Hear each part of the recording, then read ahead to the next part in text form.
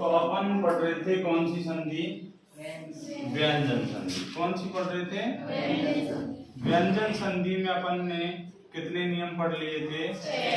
कितने नियम पढ़ लिए थे? कौन कौन से पढ़े थे? दो तो के चे टे ते पे के थे और दो मैं के थे और दो ते और ले के थे। ले वाला और चे और नी, जे और झे वाला। ठीक है। अब आता है नियम नंबर 7। कौन सा आता है? यदि नियम नंबर 7,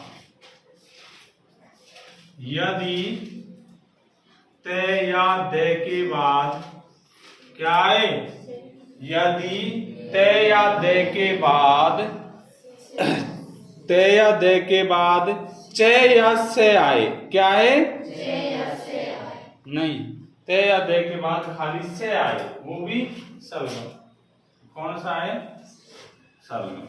यदि ते या दे के बाद, यदि प्लस से पहले क्या आएगा? ते या दे, और प्लस के बाद क्या आएगा? से।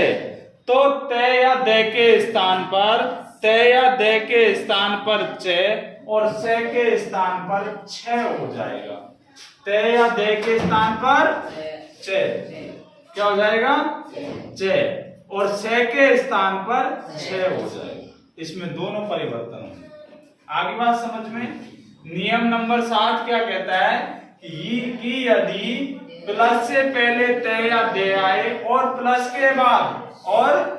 के बाद से आए, तो ते या दे के स्थान पर चे और से के स्थान पर छे हो जाता है। उदाहरण देखते हैं अपन इसका। उद धन श्वास, उद धन श्वास।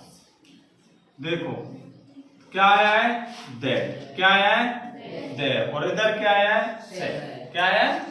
तो नियम अपना क्या कह रहा है कि ते या दे के स्थान पर चे और से के स्थान पर छे हो जाता। आधे हैं तो आधे ही होशी। ठीक है। पूरे हो तो पूरे होशी। आगे कोई दिक्कत नहीं है यहां तक।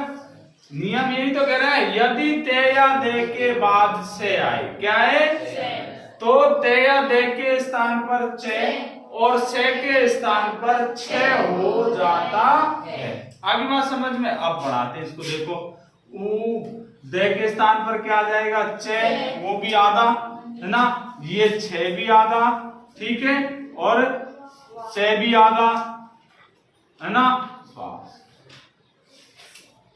उच्छ्वास। आगे बात समझ में। कोई दिक्कत किसी को? ना, से सॉरी से नहीं आएगा। से के स्थान पर छह हो गया ना। उच्छ्वास। क्या हो गया? उच्छ्वास। दूसरा उदाहरण देखो।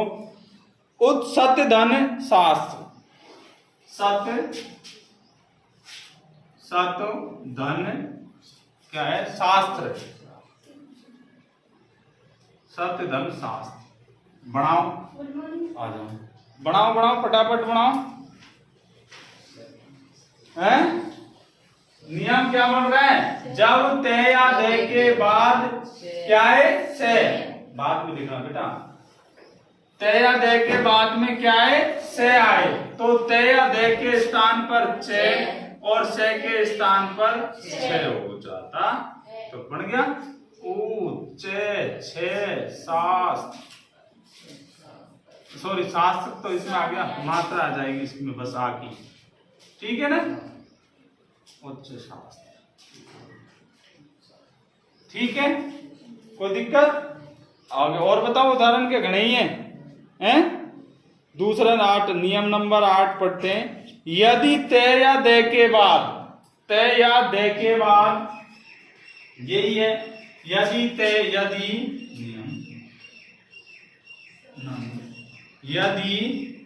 ते या दे के बाद, ते या दे के बाद चे या छे आए। चे या छे आए। भाई चे, ते या दे के बाद छे हो रहा था तो चे और छे हो रहा था। आगे बात समझ में। यदि ते के बाद, यदि ते या दे के बाद से या चे आए। क्या है? से या चे आए, तो हाँ तो चे और छह तो बोल रहा हूँ बेटा। तो ते या दे के स्थान पर चे हो जाएगा। तो ते या दे के स्थान पर क्या हो जाएगा? चे। आगे बात समझ में? ये दोनों साथ साथ इसलिए लेना है। इसमें चे भी हो रहा था, इसमें भी देखो चे भी हो रहा है, लेकिन ये किसके स्थान पर हो रहा है? ते या दे के स्थान पर। इसमें से के स्थान पर क्या आ रहा था? छे। इसमें चे छे बदलेंगे। आगे बात समझ में? दोनों साथ साथ पढ़ने। उदाहरण देखो, उत्धन चारण क्या है? उत्धन चारण आ गया। ते या दे के बाद क्या आ गया? चे। तो यही तो नियम बन रहा है। यदि ते या दे के बाद चे या छे आए तो ते या दे के स्थान पर चे हो जाएगा। आगे बात समझ में? तो क्या बन गया? चे चारण। कोई दिक्कत? इसमें भी डबल आ रहा था, इसमें भी डबल हो जाएगा, ठीक है।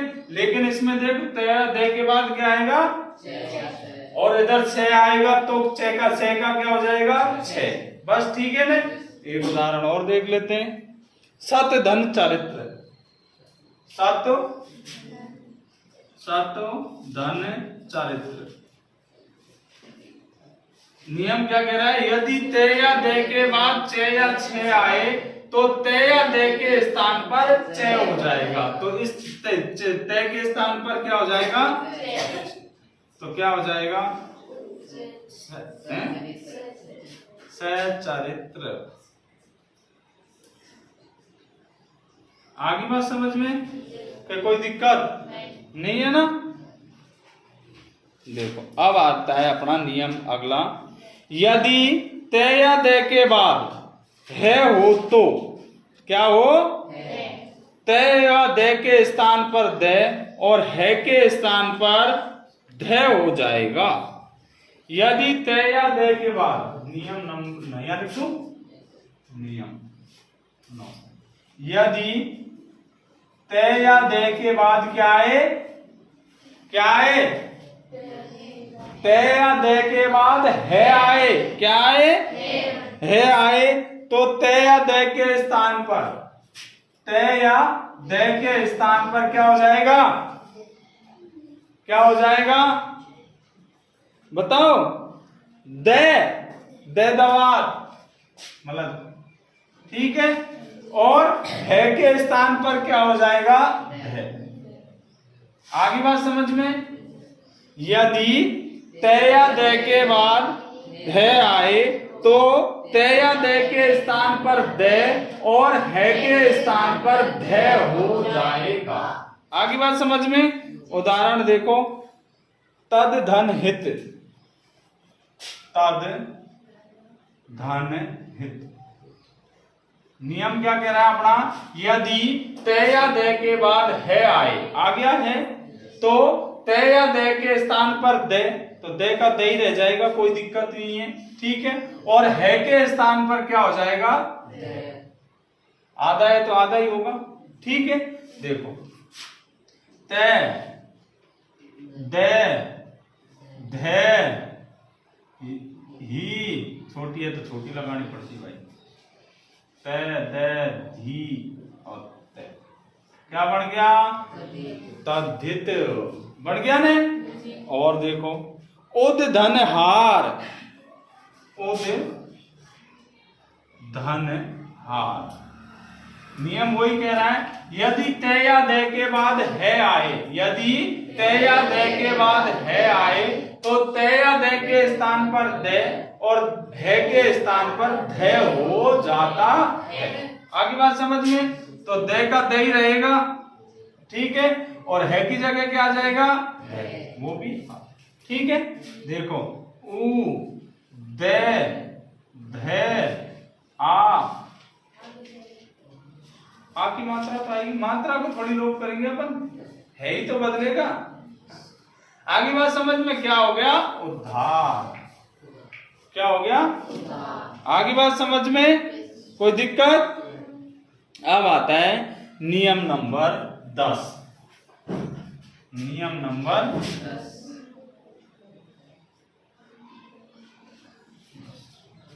क्या है नियम देखो 10। जब पहले पद के अंत में स्वर हो, पहले पद के अंत में स्वर हो और आगे के पद का पहला वर्ण छ हो। देखो पहले वर्ण में क्या हो, स्वर। आगे बात समझ में। और आगे के पद का पहला वर्ण छ हो, तो मतलब स्वर के बाद क्या हो, छ। आगे बात समझ में हो तो छ के स्थान पर आधा च और मतलब आगे बीच में च का आगमन हो जाएगा, बीच में च का आगमन हो जाएगा। आगे बात समझ में। फिर न्यायी दोबारा देखो, जब पहले शब्द का अंतिम वर्ण क्या हो, स्वर। आगे बात समझ में। और उसमें जुड़ने वाला शब्द क्या कौन सा हो, छ हो, तो दोनों के बीच में च का आगमन हो जाएगा। या इसको ऐसे बोल लो, यदि स्वर पहले शब्द का अंतिम वर्ण स्वर हो और बाद में छ हो तो छ के स्थान पर आधा च और छ हो जाएगा। आगे बात समझ में। ऐसे भी बोल सकते हैं, बाकी ये याद सही रहेगा। यदि पहले वर्ण का अंतिम वर्ण, पहले शब्द पहले वर्ण में का अंतिम वर्ण क्या हो, स्वर हो और बाद के प्रथम वर्ण क्या हो, छ हो, तो दोनों के बीच में छ का आगमन हो जाएगा। कोई दिक्कत। देखो अनुधन छेद, उदाहरण से और क्लियर हो जाएगा। अनुधन छेद। आगे बात समझ में। इधर क्या है, पहले में स्वर, स्वर है ना, ऊ क्या है, स्वर छोटा है, ठीक है। बस देखना ही अपन ने, आगे क्या है, छ, क्या है, तो दोनों के बीच में किसका ले आगमन हो जाएगा, आधे छ। क्या बन गया, ए नू, आ जाओ, छेद। बाहर के लिए किस किस को बोले था, जमा करवा दिए।